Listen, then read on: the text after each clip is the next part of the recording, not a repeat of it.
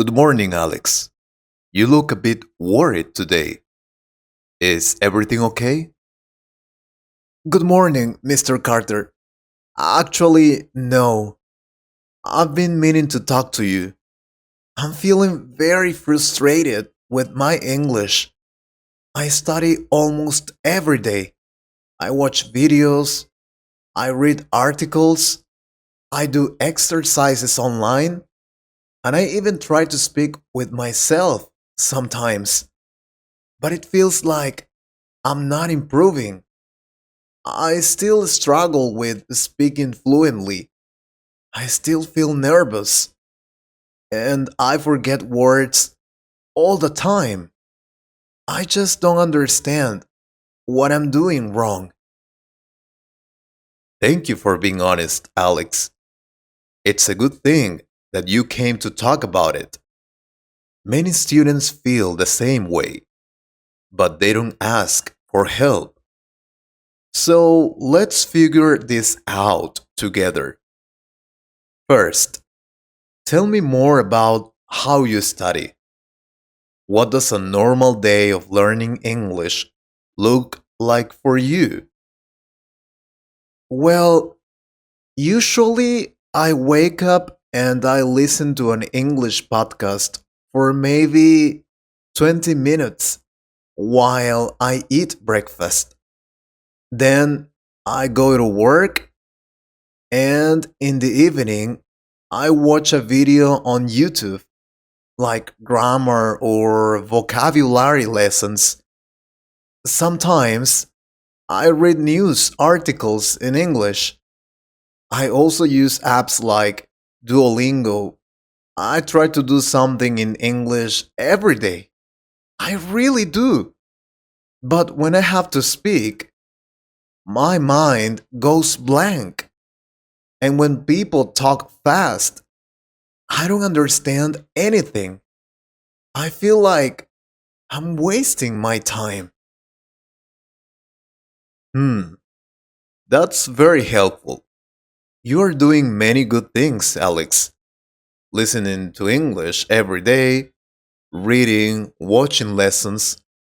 These are not bad strategies. But let me ask you this. When you listen to podcasts, do you repeat what they say? Do you try to speak with them or copy the pronunciation? Um, no, not really. I just listen while I eat or while I'm getting dressed. It's more like background noise. I don't repeat the words or anything like that. Oh, I see. That might be the first big problem. When you passively listen to English, your brain hears the sounds, but it doesn't train your mouth or your memory. It's like watching people go to the gym while you sit and eat popcorn. You're there, but you're not doing the work. To improve your speaking, you need to actively engage with the material. That means shadowing the audio, repeating the words, copying the rhythm, pausing, rewinding, saying it out loud. You must feel the language in your mouth. Wow, I never thought about it that way. I always thought just listening would help. It does help, but only a little. Think about it. Babies don't just listen, they watch mouths, they repeat sounds, they make mistakes, and they try again and again. You need to train like that, with repetition, with your voice, not just your ears. Let me ask you another question. When you read articles, do you stop to write down new words? Do you create your own sentences with them? Not really. I see new words and I try to guess their meaning. Sometimes I check them in the dictionary, but I usually just keep reading. I don't want to stop the flow. Hmm, that's another issue. It's like meeting someone new but never learning their name. The word shows up, you look at it, then you move on and forget it. To really learn new vocabulary, you need to interact with it. You should write it down, say it out loud, use it in 3 or 4 different sentences that are connected to your life. This way, your brain says, oh, this word is important, and it remembers it. So, just reading is not enough? Reading is good, but how you read is what makes the difference. English is not just a subject, it's a skill, like playing guitar or cooking. You can watch 100 cooking videos, but if you never go to the kitchen, you'll never be a good chef, right? That makes sense. So, I'm doing the right activities, but maybe I'm not doing them in the right way. Exactly, Alex. It's not about how much time you spend, it's about the quality of that time. You must be active, not passive. Speak more, repeat more, write more, and personalize everything you learn.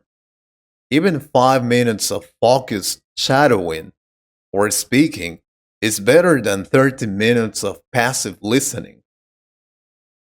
This is really opening my eyes, Mr. Carter. I think I've been treating English like a theory class, but it's really a practice.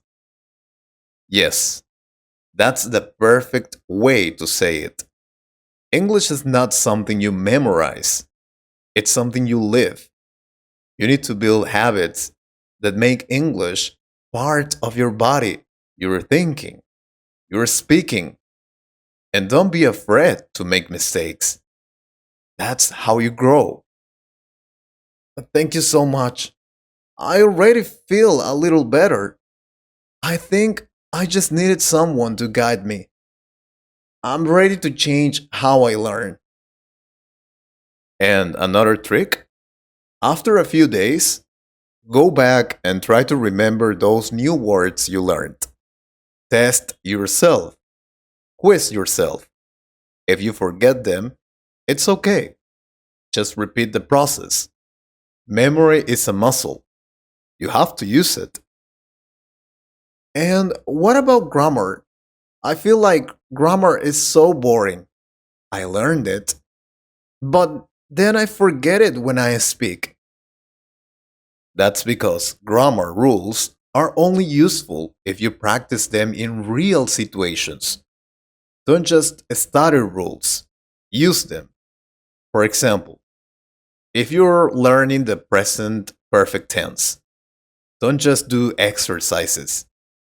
Say things like, I've never been to New York, I've just finished my homework. Say them out loud. Write your own examples. Talk to yourself. It feels silly, but it works. So I should focus less on reading grammar books and more on actually using the grammar. Exactly. And remember, you don't need to be perfect. The goal is communication, not perfection. You can always fix mistakes later, but you need to speak, think, and write without fear first. And what about confidence? I get so nervous when I try to speak with native speakers. I freeze. My mouth feels dry.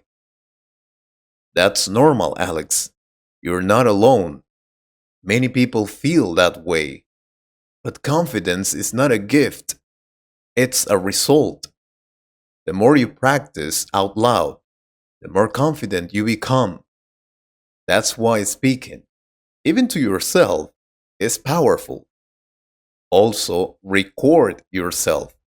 Make small videos. Talk about your day. Then listen and see how you sound. It's like a mirror for your English. You'll hear your progress over time. I've never tried that. I think I was afraid of hearing my own voice.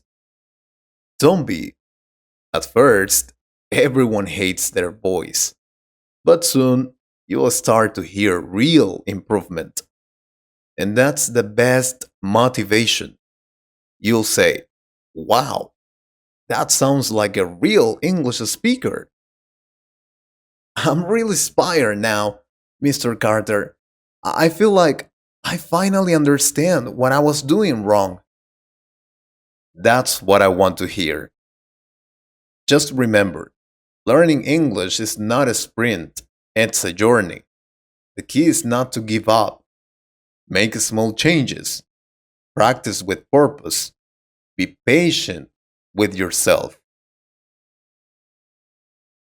If you feel stuck in your English, maybe the problem is not what you're doing, but how you're doing it. You don't need to work harder. You need to work smarter. And you're not alone. Many learners feel like Alex. But with the right strategy, everything can change.